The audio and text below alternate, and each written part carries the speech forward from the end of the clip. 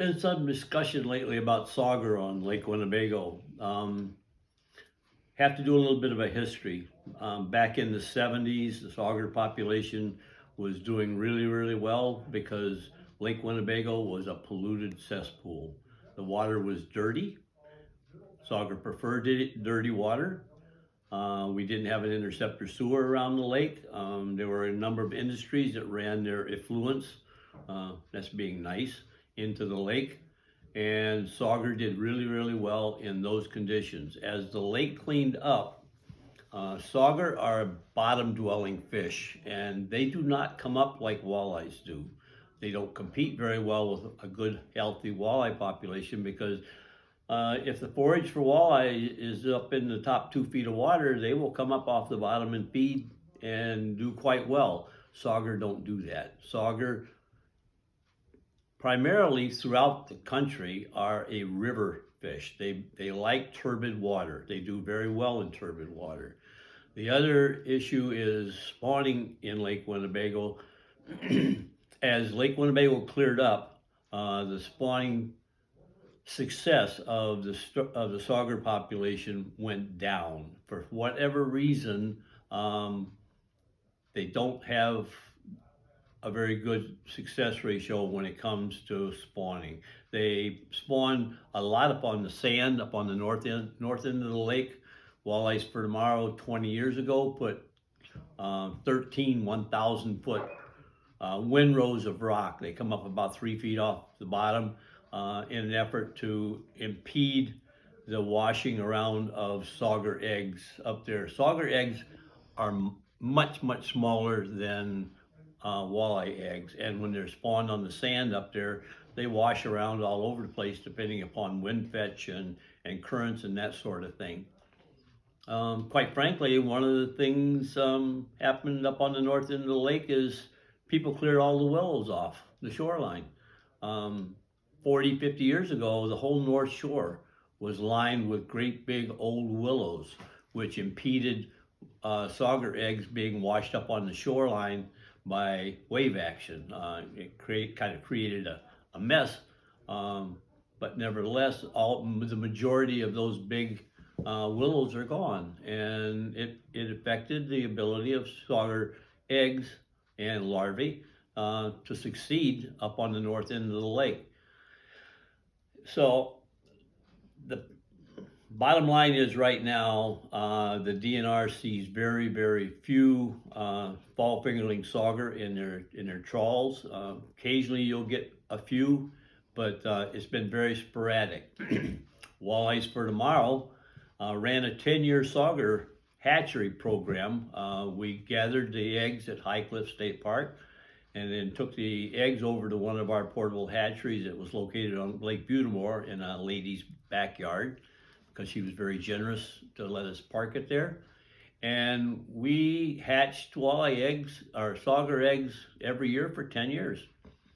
Put them in bags, took them over to Oshkosh, loaded them into a boat, and took them right out in the middle of the lake. The current from the Fox River goes out east of Oshkosh and then actually turns south and kind of swings around to the south, and then then the current comes back north up the kind of the middle of the lake. We only stock sauger larvae, fry, at the rate of 14 per acre. Unheard of low numbers, but virtually every year that we did this process, in the fall of the year on the trawler, young of the year sauger were captured. So like I said, we did this for 10 years. And then we had a 5-year hiatus. Wanted to see if, due to our, attempt to get more sauger in the system, we would see some pulse of the sauger spawning activity and success. It didn't happen. For 5 years after we quit, again, the trawler results were virtually nothing.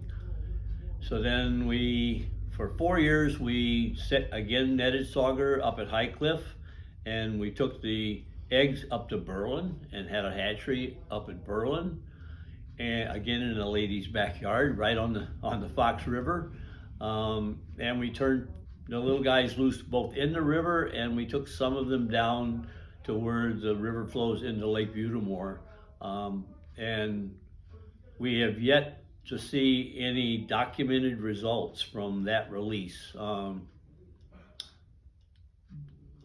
We just didn't see any. What we were trying to do is, because as I said before, Sauger are primarily a river strain of fish. We thought maybe we could get a population that would return back up the river and spawn in the river. As of now, I've not seen anybody or heard of anybody catching any great number. They are catching them, however, in Lake Winnebago and even a few in Poigan. So it's possible that some of the fish that we hatched and released are alive, but we haven't been able to document that. Until such time as we decide to run a hatchery again, nothing is going to happen in any other respect when it comes to Sauger. They still can't compete very successfully with walleyes. As I said, we find the numbers to be at some level, let's put it that way, and it stays about at that level. And what that level is per acre, I guess nobody really knows, because the DNR doesn't survey for Sauger. It's a species that's in the lake that's really not ever even been managed as a species. So, but just recently, in fact, within the last couple days, I've been contacted by an individual that is interested in running another Sauger hatchery, this time by the Fisherman's Road Fishing Club on the east shore of the lake. We've talked about that before. We've talked about having it, at Wentz or at Fisherman's Road or Jim and Linda's or someplace like that that's sited right on the lake. And this individual now has indicated that there is some interest in running a hatchery again. It's going to require some level of organization to get that done with all the other hatcheries that we have running, because we're all volunteers. It gets to be a time and manpower issue for us as an organization. They have to be run correctly. It's a lot easier to kill fish eggs than it is to keep them alive. So the process for running these hatcheries needs to be taught through educational sessions that we actually put on to tell people how to instruct people how to run a hatchery based upon what we've learned over the past 25 years. And so that's where the Sauger program is right now. Angelo, who's the biologist up at Oshkosh, has said he is not particularly opposed to running the hatchery, but the department, and we've never asked the department for much help when it comes to doing this. They have given us a lot of help. Bob Olenek was the fish technician that helped us for 10 years at High Cliff. Those positions have been eliminated. They don't have the manpower at Oshkosh any longer to be able to provide that level of help. So it will be a difficult process to maintain. We would have to get a really good and dedicated crew of people that in the spring of the year want to dedicate 30 days of their lives to running one of these hatcheries, and that's what it takes to run a hatchery. It's about 30 days of dedication. From the time you set the nets, you catch the fish, you strip the eggs, you put the eggs in the hatchery and incubate the eggs, hold the fry for a few days before you turn them loose, go through the process of turning them loose, take the hatchery down. It's not something that's to be taken lightly. So that's pretty much where the situation is as far as walleyes for tomorrow is concerned with hatcheries. May happen, may not. We'll see.